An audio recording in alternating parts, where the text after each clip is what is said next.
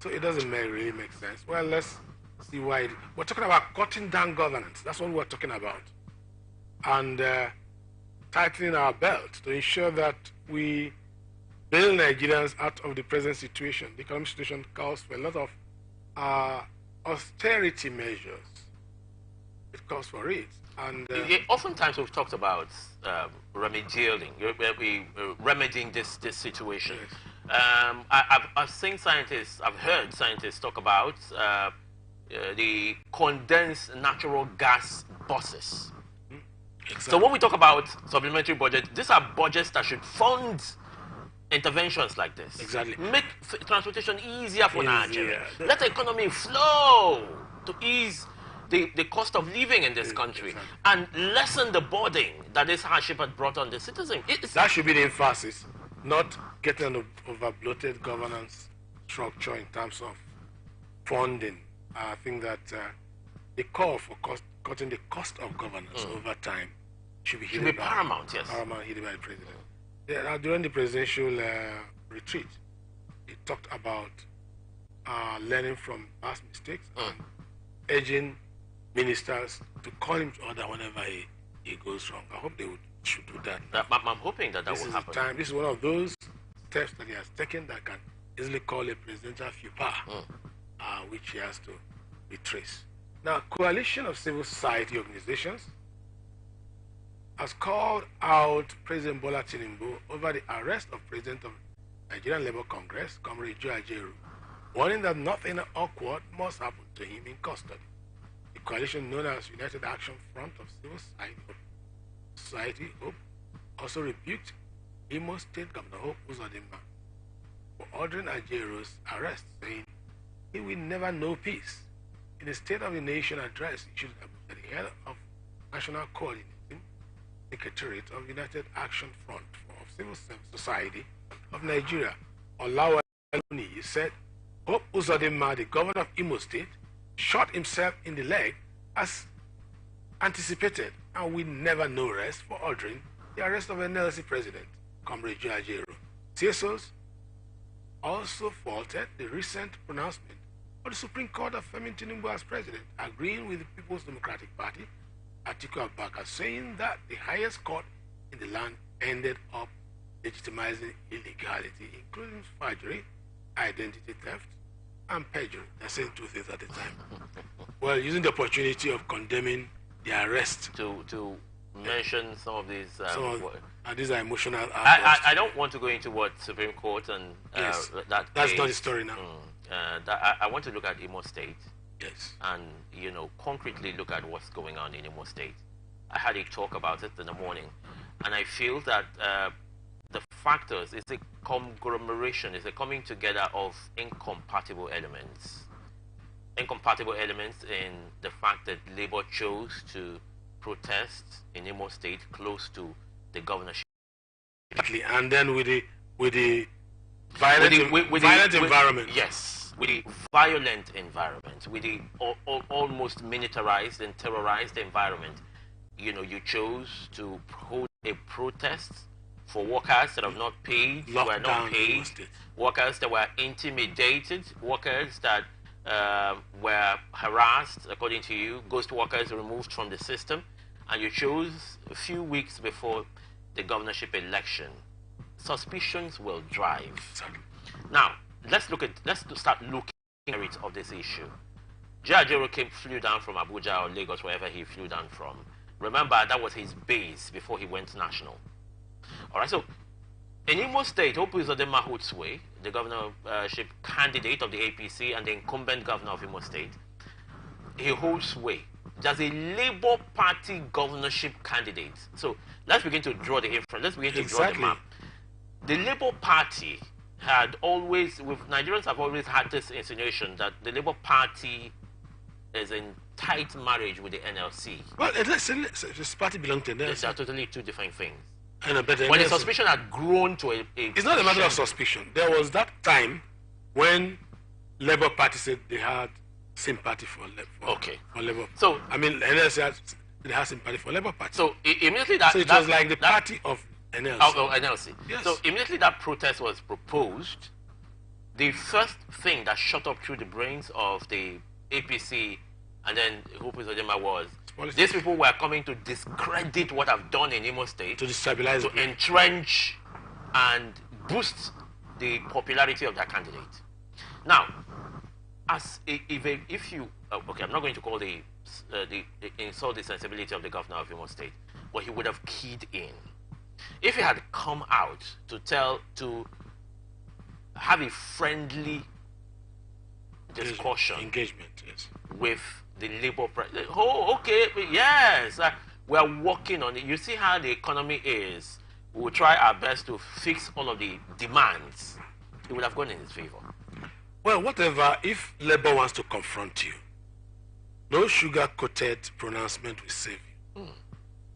The whole thing is that you just, hit the nail on the head. It was a protest that was wrongly timed. A lot of people say, well, Labour has had a lot of issues, like I said yesterday on this program. They've lost credibility.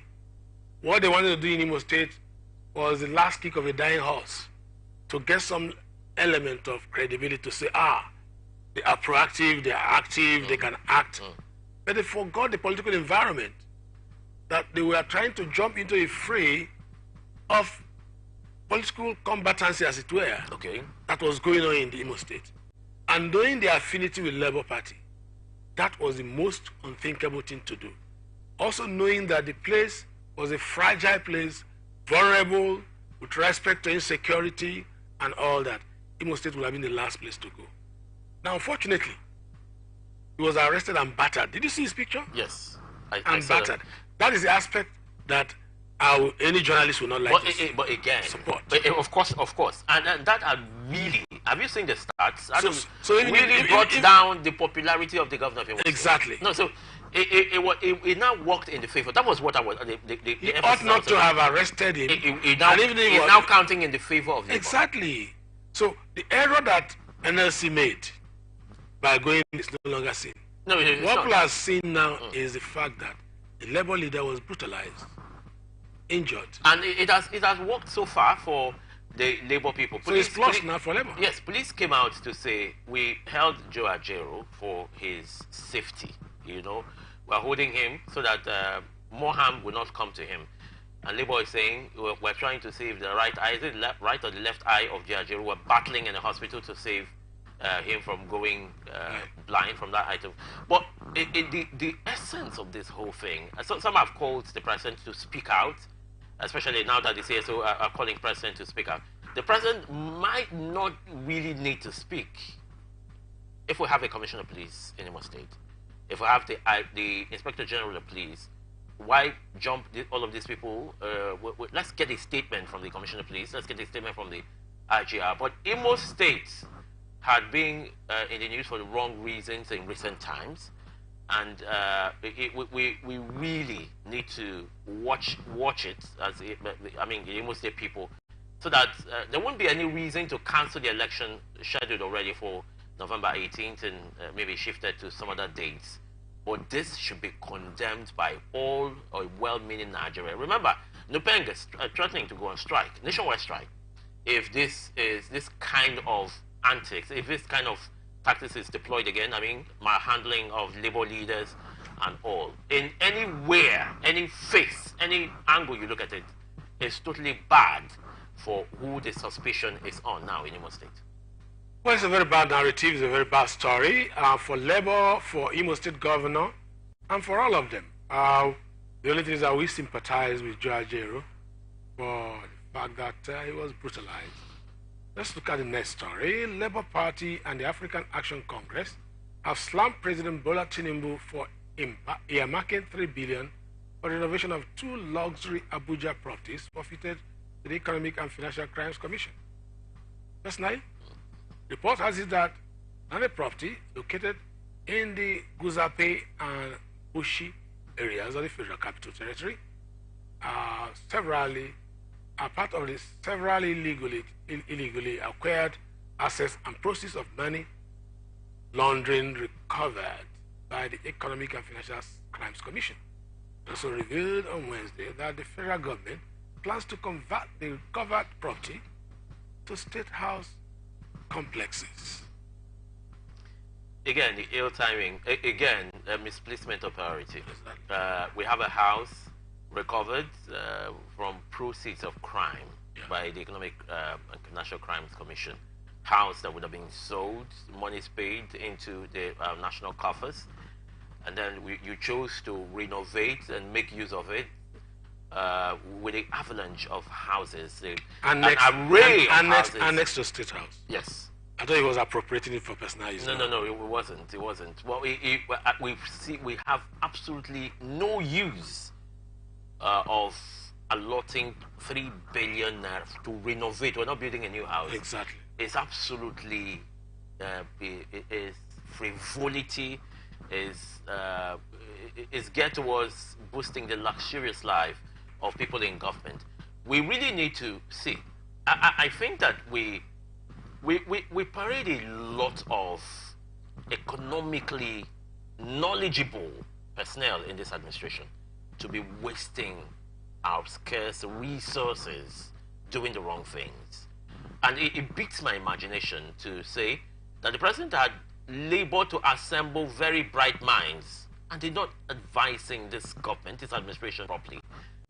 If we had sold this house for 3 billion naira, if you had sold this house for 2 billion naira, remember that when you renovate now, in 10 years from now, you renovate again to meet the standards of the. So if you had sold, you are selling an asset to gain assets, because the asset you're gaining is money that would have been used to do some other things, meaningful things in this country. So I think that this action should be condemned. I'm happy that they had pointed out the fact that this is frivolity at its highest, at its peak, and should be talked about extensively to see how the government can put some sense to what they're doing in recent times. It doesn't look well. It doesn't look nice for me.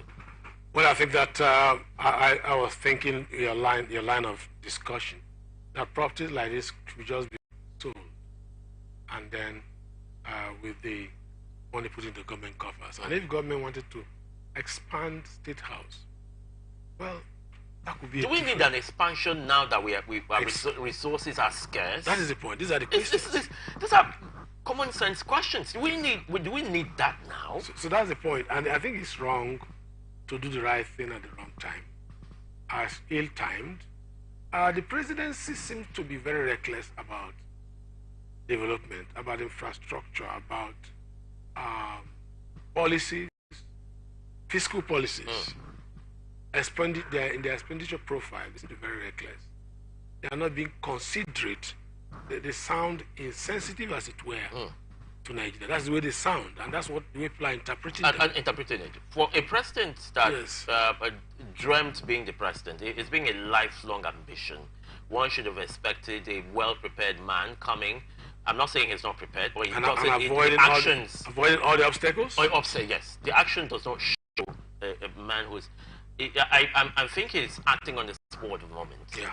You know, and that's not good at the time where we've had a very shaky foundation till now. So we needed something revolutionary in terms of thinking, in terms of how to do things differently. Now, all begin to wonder. They say so many heads are better than one.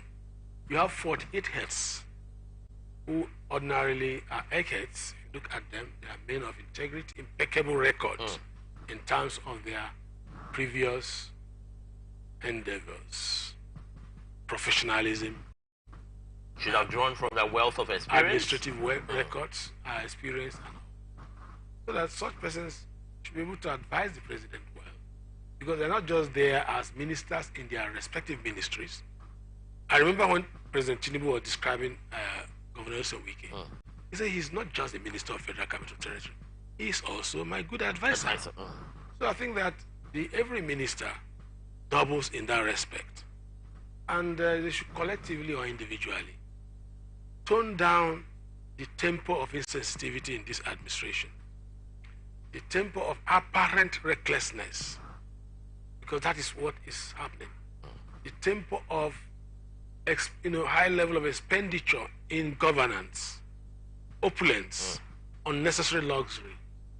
that is what they should do.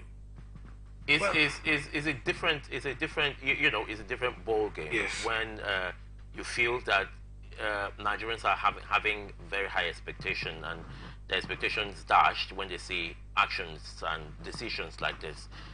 In the face of hardship, you were told a different thing, and government is doing a different thing.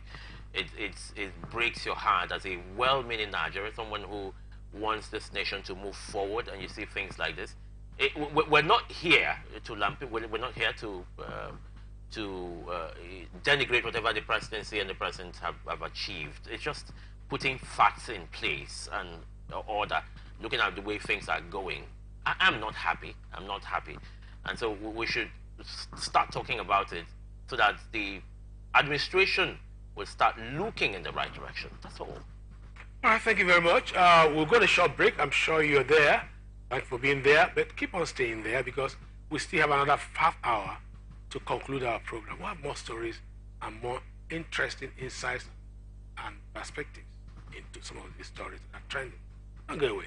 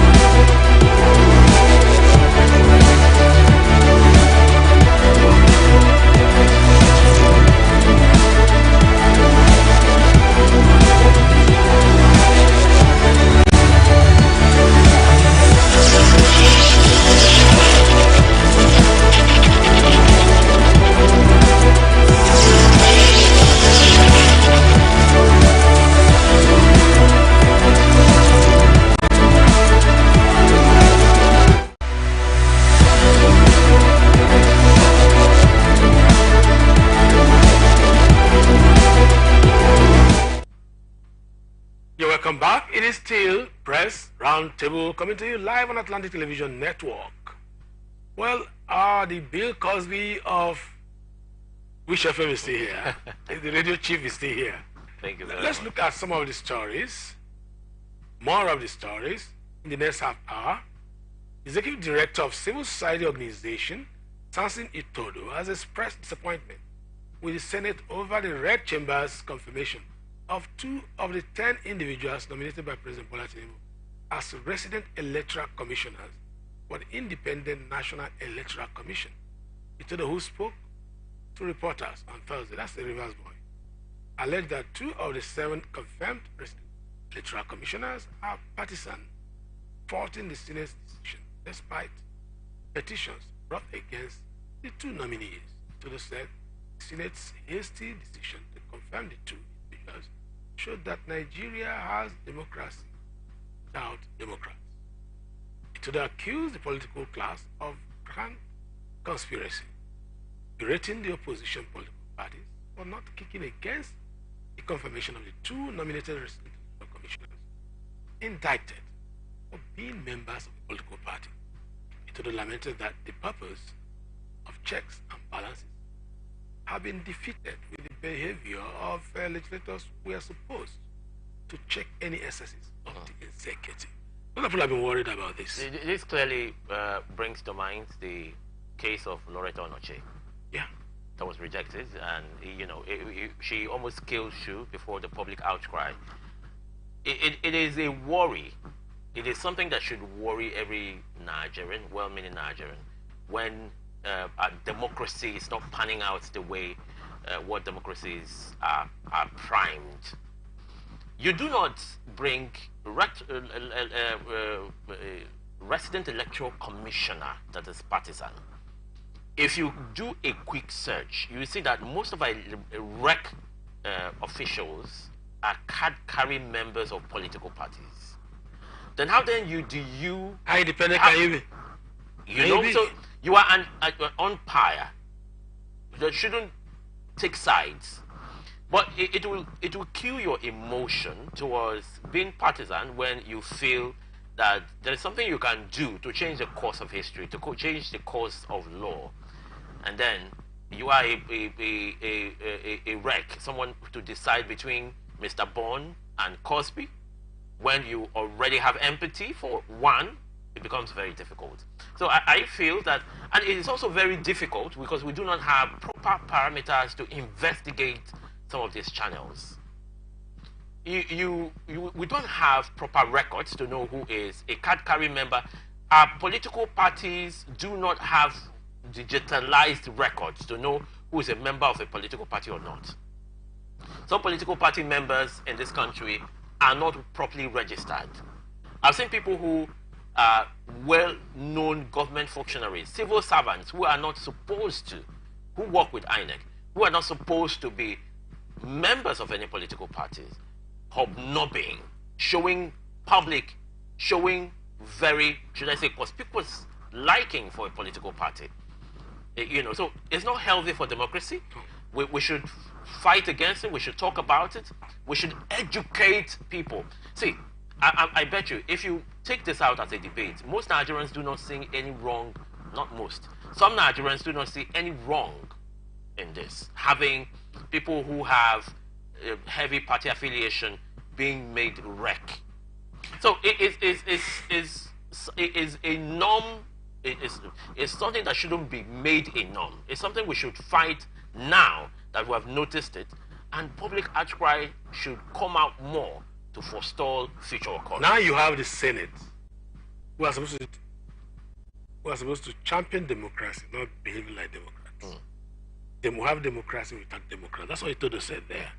And you begin to wonder, yes, some of them are university lecturers, but what are the antecedents? You've seen some politicians carrying placards, wearing vests, political party vests, and supporting political party campaigns openly.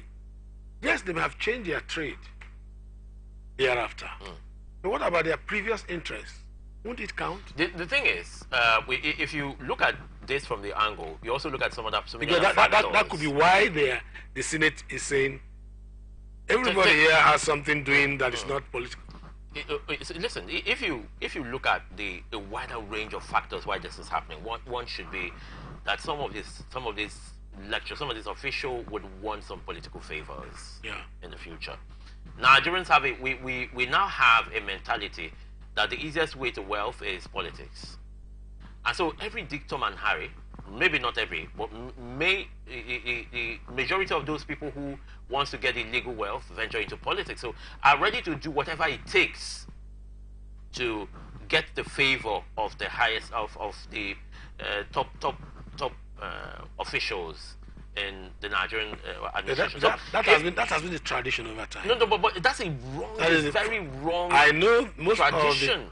of the recent electoral commissioners that came out of Rivers State were all politicians. Do you know? And the INEC is supposed to be an independent body. Yes. The electoral umpires should be independent. We even getting some people will tell you that in America, but judges are partisan. They have to be a Democrat or a Republican, counsel, lawyer, attorney before you. No judge in America is publicly partisan.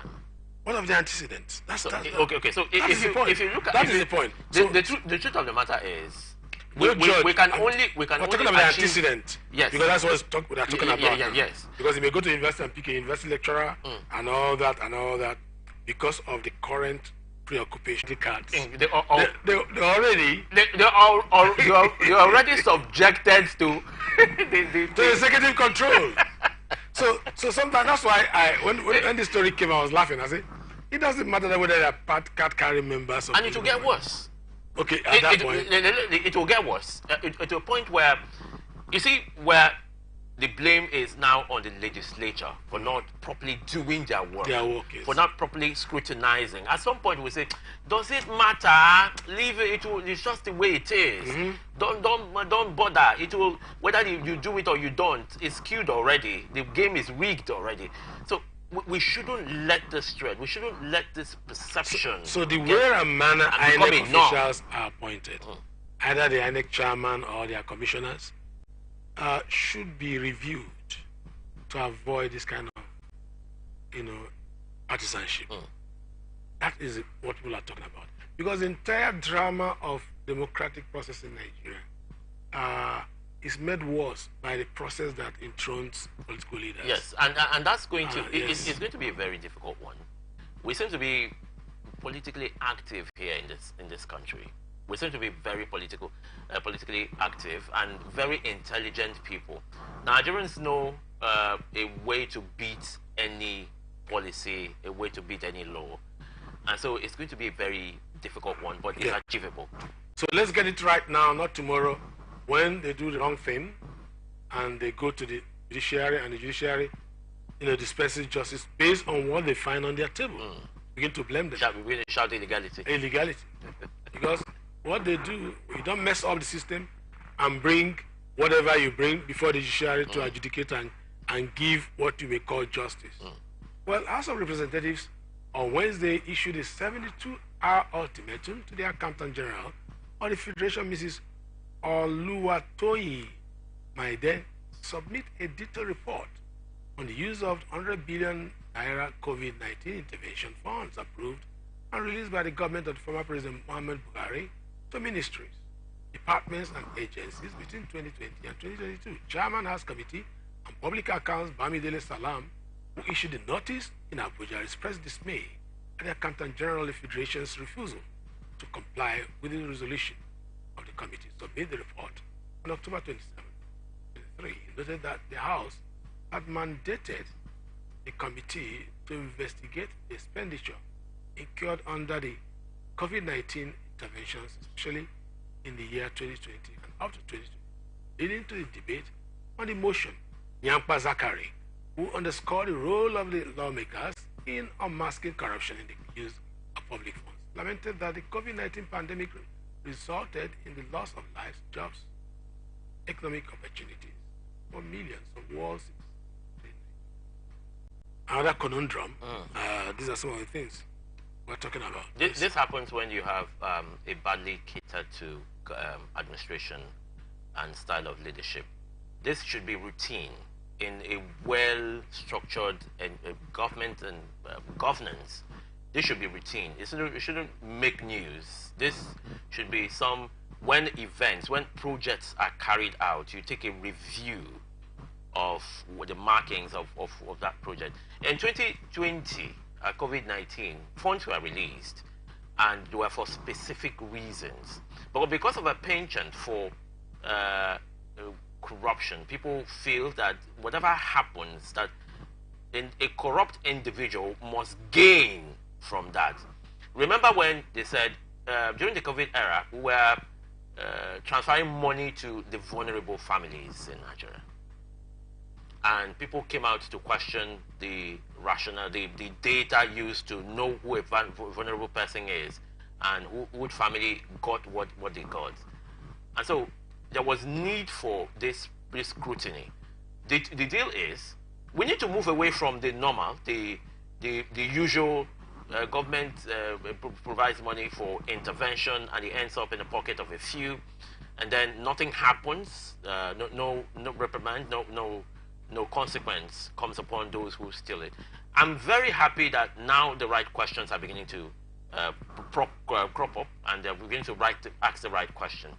When you earmark money for a specific project, let's see how we can follow this project and monitor that to its logical conclusion, making sure that this money is used judiciously. During the COVID-19 era, I was very glad the way our medical personnel and the administration handled COVID-19. We achieved great results. The world, especially Africans here, the African continent marveled at the way Nigeria have handled the COVID-19 situation. But a lot leaves a lot to be desired in terms of monies misappropriated, monies differently spent without proper accounts.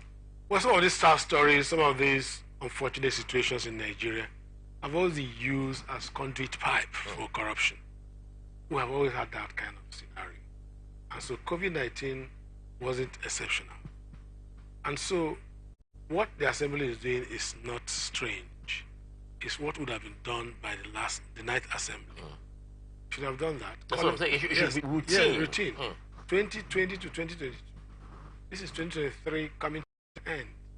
The Director General of the Federation should launch a serious audit on each of the MDAs. Tell us how you spent the money. That money, exactly. We need to have, because it was a special project targeted at the pandemic. So Nigerian government spent a lot. But unfortunately, Nigerians know how to, cash into a misfortune.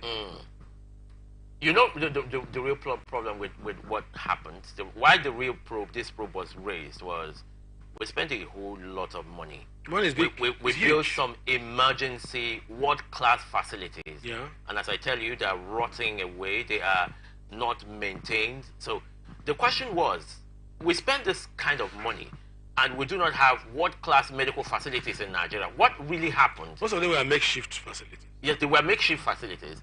And then you had money spent to buy specific, there was an equipment used in the COVID-19 that gives oxygen. I don't know what it's called. Yes. You go to hospitals and you hardly find them. You hardly find them, yes.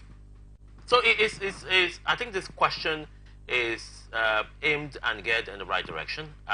This should be routine. When events of this magnitude or policy is raised, we need to review how we spent that money and how monies were appropriated. Well, let's take this last story as an addendum for today's discussion. Nigerian civil society has demanded the release of the embattled former governor of Central Bank, Emefiele, from the Economic and Financial Crime Commission's custody.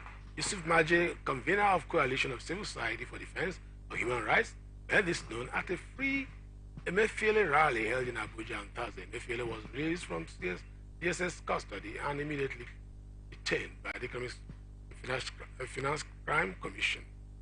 Reacting to the development, Maje and Emefiele said Emefiele's travels in the hands of President Bola Tinubu administration are witch hunt. The group described the arrest of Emefiele by Economic and Financial Crime Commission as unreasonable and a show of overzealousness added that Tinubu should release Emefiele or charge him to court within 7 days. You wouldn't just few words. You wouldn't want. You wouldn't blame people when they feel that this is a political witch hunt. The few weeks before the general election, we saw policies from Emefiele as a CBN governor that were looked as anti Tinubu back then. One of them was the stifling, the withdrawal limit came, and then the change of the Naira note and all of that. When Tinubu became president, I suspected that this was going to come. Was going to be trouble. And well, if you've seen the charges against Emefiele and all the allegations, they seem to be genuine. All right, they seem to be genuine, and so it's hard to fault the trial. The trial, yes, and the accusations. So Nigerians have the right to think that this is witch hunt. If you judge by how things are done in Nigeria, I'm not surprised. I'm not. But Emefiele should be given the proper treatment and not enforce that belief and perception that this is a witch hunt. In the way it's being handled, there should be some elements of rule of law. That is why I'm saying exactly because you don't. They said writing needs to be done and seen to be done. Because if you handle a man and treat him as if he doesn't have any human rights, becomes a problem. So I like the last statement there. Should be charged to court within 7 days. And that's what they ought to do. And that's the right thing to do. Somebody made a statement that the EFCC is beginning to look like a tool to witch hunt those who are against the administration. Yes. And it seemed to be so. If you behave in a way that people will suspect you, you will need to show proof that you are not what people think you are to move forward. That will engender, that will push in some confidence in this administration if Emefiele is treated properly, and not just Emefiele, and every other person who seemed to have gone against the ambition of the incumbent president, treated properly. That will instill some confidence and fairness into the minds of Nigerians. Well, thank you very much. That's much we can take on today's program, Press Roundtable. Don't forget, we've had our own Bill Jones Cosby here in the studio. Thank you very much. Always a pleasure. Yes, always a pleasure having him here, and he will give the right words and right insights and right perspectives to every narrative. Well, don't forget to watch us on our various social media platforms as usual, and of course,